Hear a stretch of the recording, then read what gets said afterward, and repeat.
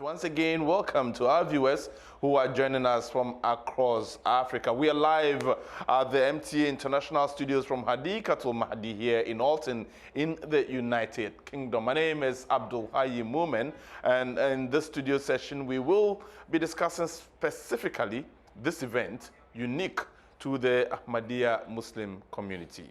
Now, a small community was founded in a tiny hamlet in India called Qadian. At that time, 75 people attended the first ever convention initiated by the founder of the community, Mirza Ghulam Ahmed, the Promised Messiah, and Imam Mahdi. This convention was held in Qadian, India in 1891. Now, by the grace of Allah, the Jalsa is being held in many countries around the world. And the UK Jalsa, which you are currently watching, is being held from 2nd, which is today, to the 4th of August, making today the first day of the three-day event. So continue to stay with us to see the variety of programs we have for you in the coming days as well. Now, with me in the studio to discuss the Jalsa Salana are two very prominent persons within the Ahmadiyya Muslim community globally. To my immediate right is Ayaz Mahmood Khan Sahib. Jazakallah, many thanks for accepting to be here with us in the studio. And of course, we know of Azhar Hanif, who is from the USA. Thank you very much, sir, for joining us also for this very important discussion. Let me start with you, Ayaz Sahib. What is the significance of a Jalsa Salana? It appears it is a unique activity within the Ahmadiyya Muslim community, isn't it?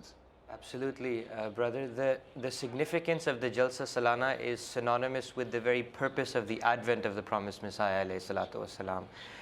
The Promised Messiah, Hazrat Mirza Ghulam Ahmad, alayhi salatu wasalam, when he came in Qadian and he was raised for his mission to convey the teachings of Islam to the corners of the earth, he said that the two purposes for which I have been raised by Allah and divinely commissioned is so that mankind develops a relationship with God, and so that mankind offers the duties and responsibilities that it owes to fellow man, to humanity at large. And the Jalsa Salana, and for this he worked tirelessly throughout his life to instill these two deep principles and values in the world around him. And the Jalsa Salana also comes to reinforce those values and to remind us of the responsibilities that we have to God and the responsibilities which we have to humanity. And the Promised Messiah ﷺ has said that this is not an ordinary convention. People should not think that this convention is for us to come together and create chaos and noise and enjoy and then leave with worldly objectives in mind. That's not the purpose of this convention. Of course, the enjoyment that we seek out of Jalsa Salana is that spiritual atmosphere which we are blessed with when we come to the Jalsa, where we offer our 5 daily prayers in congregation, where we meet our brothers. And as Khalifa Awwal radiallahu anhu, the first Khalifa of the Ahmadiyya Muslim community, says that when two believers come together and they remind themselves of God, it is as if the spiritual knives are being sharpened when these hearts come together. So we remind ourselves of this. This is the enjoyment that we derive. And this Markazi Jalsa, as Hazur mentioned in his Friday sermon, this central Jalsa is special and significant because Hazrat Khalifatul Masih is here. And people flock from all the corners of the world to listen to their beloved Imam. All right, Hanif Sahib, I've already asked this question in the day, but because we are being joined by other channels throughout Africa, I think it's important to clarify one thing, that even as we speak, the Hajj is ongoing. There is a certain misconception out there that Ahmadis do not attend Hajj. And so we need to clear that. What's the difference between the Jalsa and the Hajj? And as we speak, are the Ahmadis in Mecca, Medina, performing their pilgrimage rituals and so on? Well, yes, it's a very important clarification.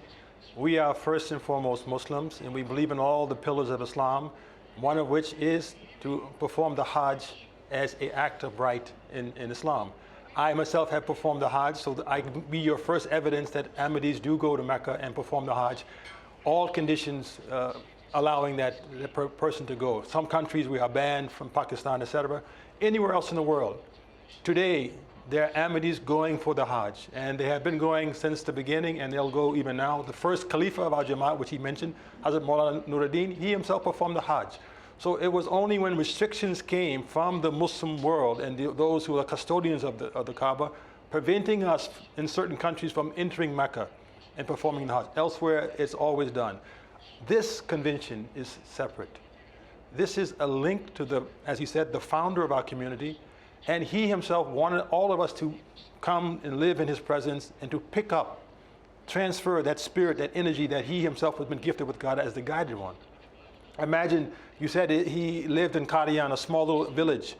In those days, 1891, there was no transportation that could have brought us from Africa, Europe, Americas to enter Qadian very easily. And he recognized it, so he said to us, you cannot come reach me daily as I would wish. At least once a year, I would like you to come and be in my presence and spend some days and to have that transference of the spirit that I have into your hearts and souls. And this is what all prophets do.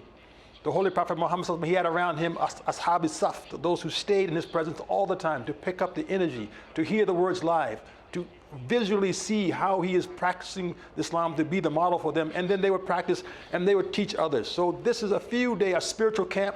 Our Khalifa called us in Germany. This is a spiritual camp to come for a few days, to be in the presence of the Khalifa, to feel his energy. Like a cell phone that's been away from the cell tower too long, the bars go down, you come close, it goes back up to 4 or 5 bars, and you have the energy now to have clear communication and be a source of spiritual energy for others. So this is the real difference between Hajj and this spiritual camp for a few days in the Jamaat Ahmadiyya. Yes, Sahib, earlier in the day, my colleague Ibrahim Asante did mention that between last year and now, there have been various Jalsa Salanas held in 75 countries across the world.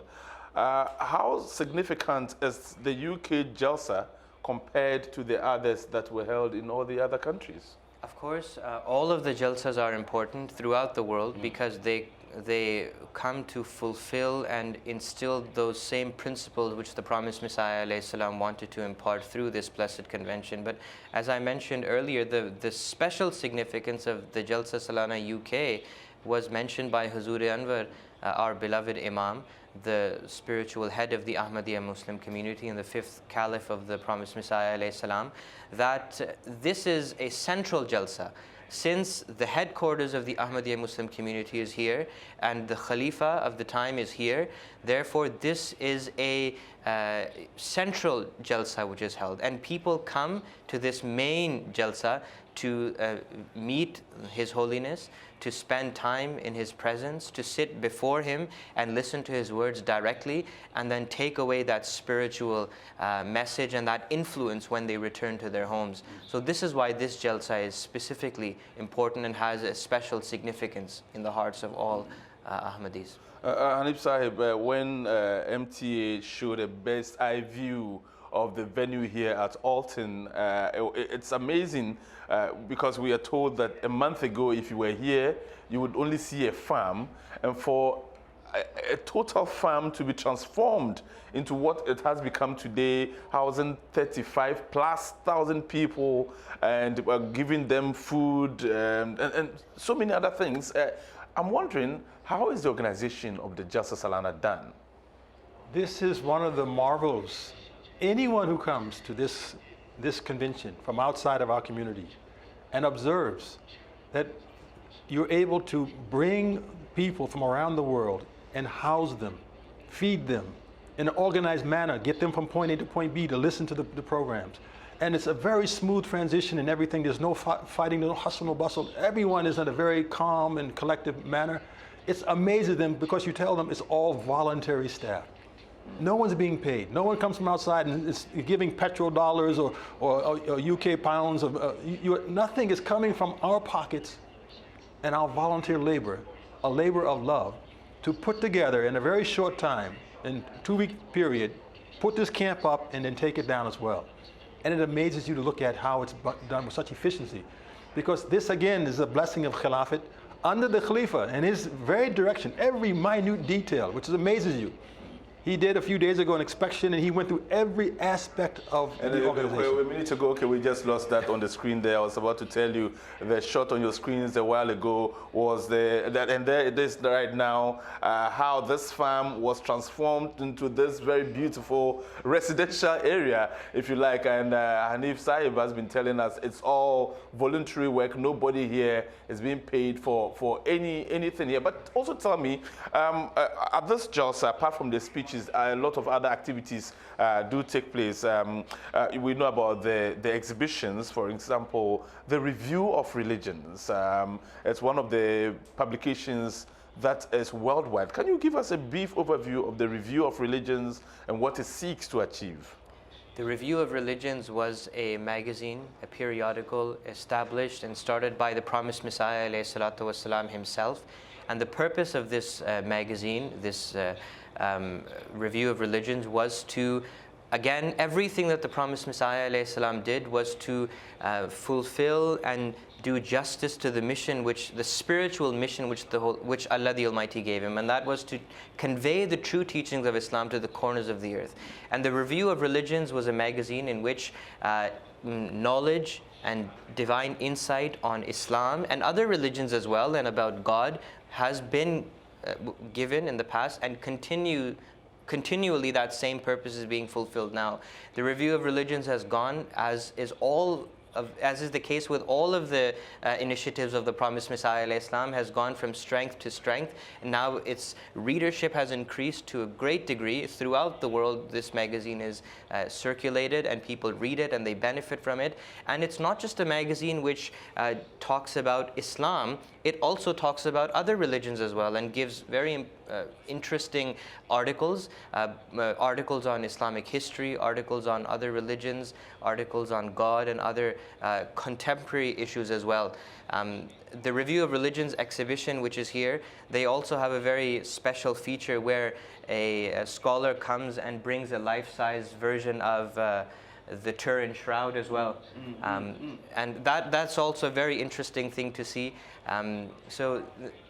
Similarly, there are other exhibitions which are set up by the Ahmadiyya archives as well. So people come to derive this knowledge in different ways, visually, by hearing, and by meeting their brothers and sisters. Hanif Sahib, you have delivered a number of speeches at this very Jalsa Salana. I'll be asking you the impact the speeches have on the participants. But before then, let's clear another misconception, which has got to do with innovations in Islam. I just want to find out, with the Jalsa Salana, is it an innovation on the part of the Ahmadi Muslims, or was there ever anything similar during the time of the Holy Prophet Muhammad sallallahu alaihi wasallam? You know, talab al-ilm farida ala kulli muslim muslima. To seek knowledge is actually the lifelong duty of a Muslim man and woman. And so this is nothing more than a forum in which we are trying to seek and gain more knowledge of every source of Islam. The Quran, the Hadith, the Sunnah. This is, you look and listen to all the speeches.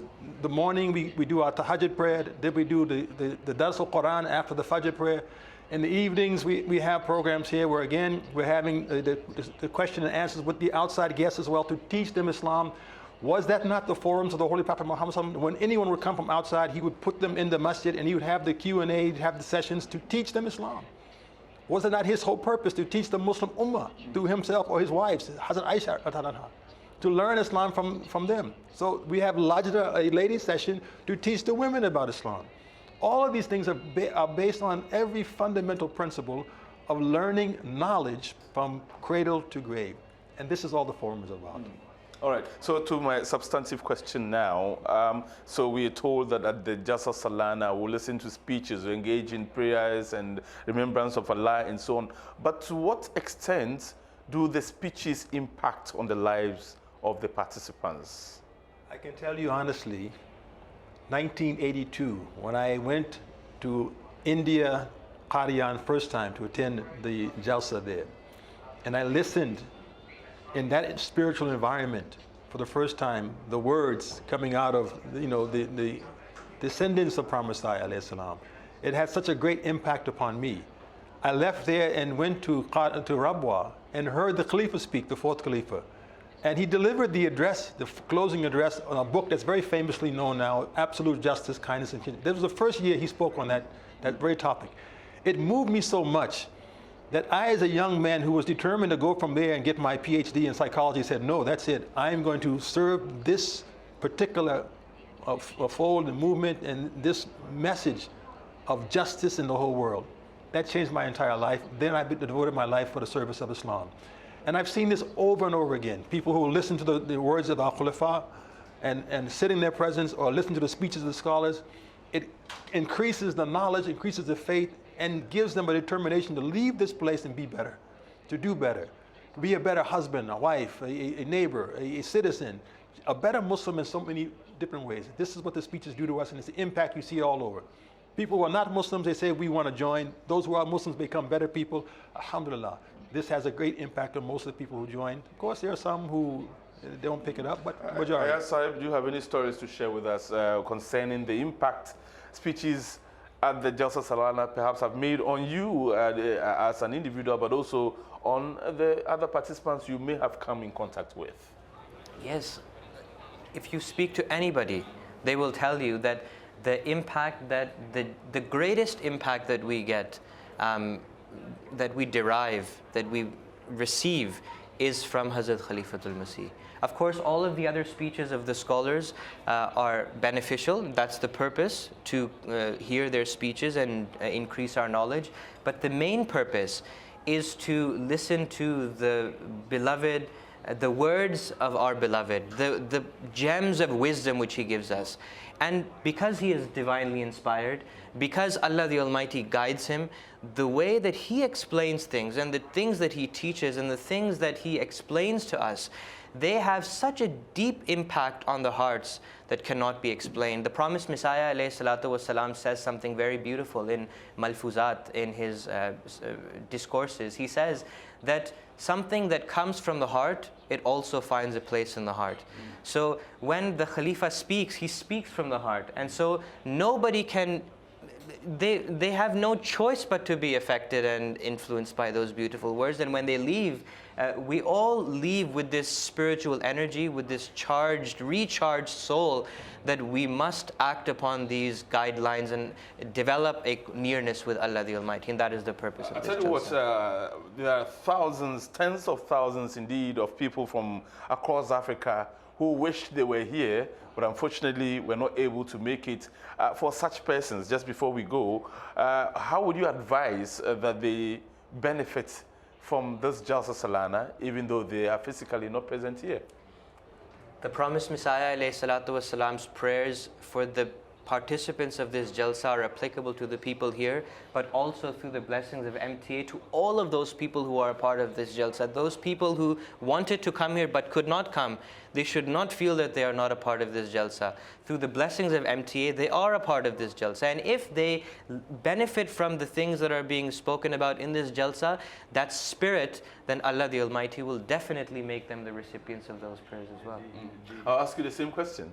How do people who wish they were here but are not here, how do such persons benefit from the Jalsa Salana? They will make a schedule that at this time the Khalifa is speaking, and they will go sit in front of their television, or they'll open their phone, or they'll open their computer, and they will watch and be part of the gathering. And you will not feel as if you are separate. You will feel you are part of it, and you are gaining live, direct, not indirect, direct, the message from the Khalifatul Masih, and we become one spiritual body. This is the blessing of being in touch through the MTA. No, sometimes when you're having very interesting discussions like this, it appears somebody goes to push the clock to go fast, and so we've unfortunately run out of time for this discussion. We will be bringing you more interesting programs throughout the day. Thank you very much, gentlemen, for coming.